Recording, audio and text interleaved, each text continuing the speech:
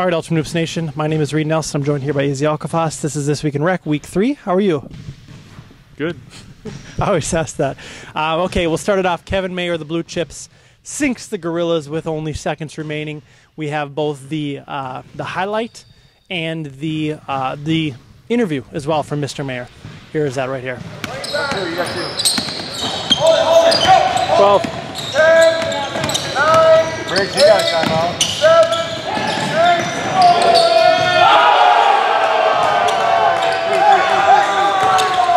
You got 2 timeouts.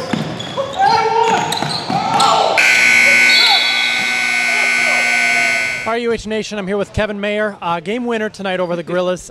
First, take us through the play. Well, it was about 50 seconds left when we're bringing it down. We were going to play for the last shot. There was kind of a little bit of confusion there in the middle. We got a switch, fortunately, where Chase had to end up on Daly, which pulled him off of Anthony and kind of threw off them a little bit. Derek and Izzy were over on the side with me and Ant, and so Daly just dribbled it out, was waiting. We liked that matchup. And for whatever reason, Derek and Izzy both kind of sank, or Derek was just kind of standing in the middle, not really guarding anybody. I think helped playing the drive. And Ant dove down to the block. Izzy had to go with him, and I was just waiting on the wing, and Daly made a great look.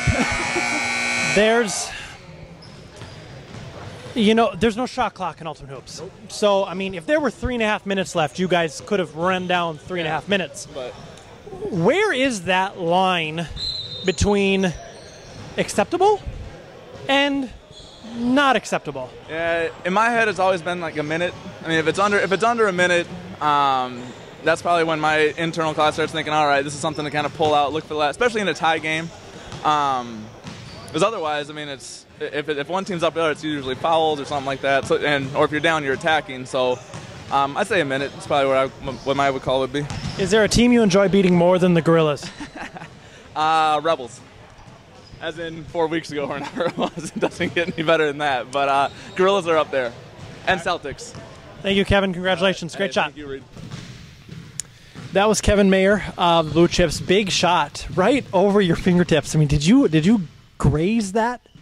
I honestly thought I was going to block it, but I slid to the right side of his body because I didn't want to foul him, and I think that might have cost the miss on the block because I must have just scraped right by it.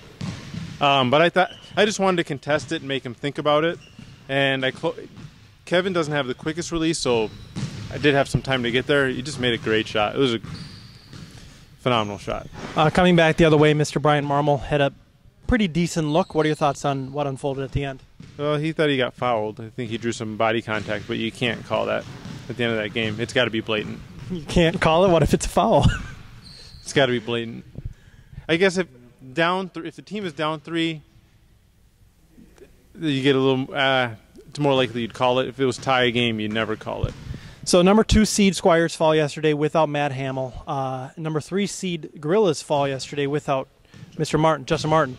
How far do you envision these two teams dropping down the list, or dropping down the Players Committee top 12?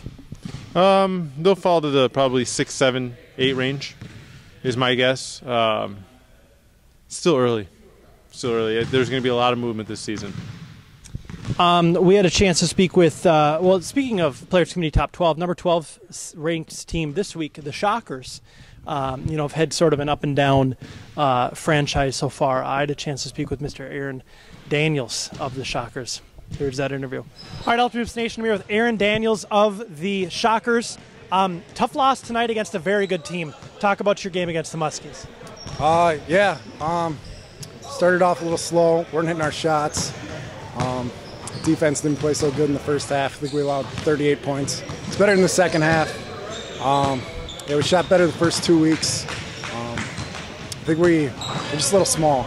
So we really only have one post player, a bunch of wings, and one point guard. So, any plans to expand the roster, or you guys feel set right now? I guess right now we're having fun with the guys we have. So we don't want to kick anybody off, and we're not really looking to pick anybody up. So you guys have had a little bit of a roller coaster start to your franchise. This is your second season. So you start out 2-0. You take the league by storm. A couple of ineligible players are discovered. We can use ineligible in quotation. One ineligible player was discovered. One was not. We thought there was 2. You guys could have folded up in the fetal position and went away, but you came back. You were ranked 12th in the Players Committee this season or this week. Likely will drop out, but could come back on. Talk a little bit about your off season, what you guys decided to do to come back and try to win a few games this season. Yeah, last season we lost Grant, and then another guy moved, so we had to go Iron 5 for a little while. Then I got hurt, so we needed a point guard, so we picked up Dustin, and that's helped a lot. And Austin, we had Alex last season, so now we have Austin. We've got some shooting, a little more ball handling. We'd like to add some size, but we weren't able to pick up the center.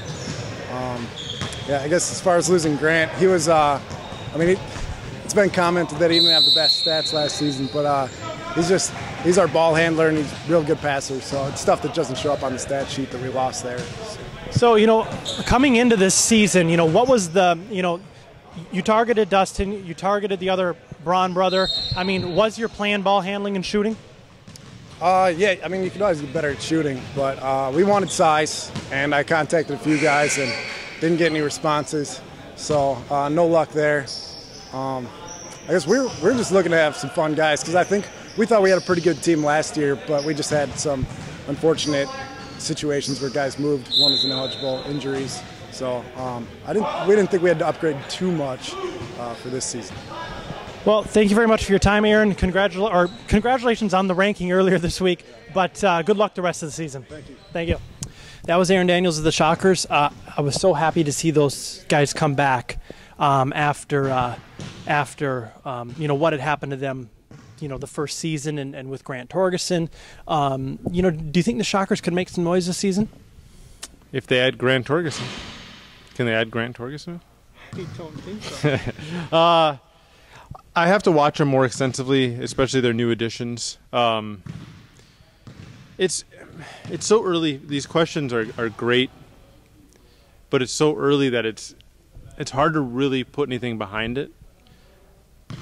They're good, just have a lot of great players, but you need a few seasons under your belt to really get the ability to make it deep into the playoffs. So they're obviously a playoff team. They're a team that can win a Sweet 16 game, but I think that's their ceiling this season. Broncos will likely ascend to the second seed. Mm-hmm. They were 4. They'll go up to 2. Killer Bees were 5.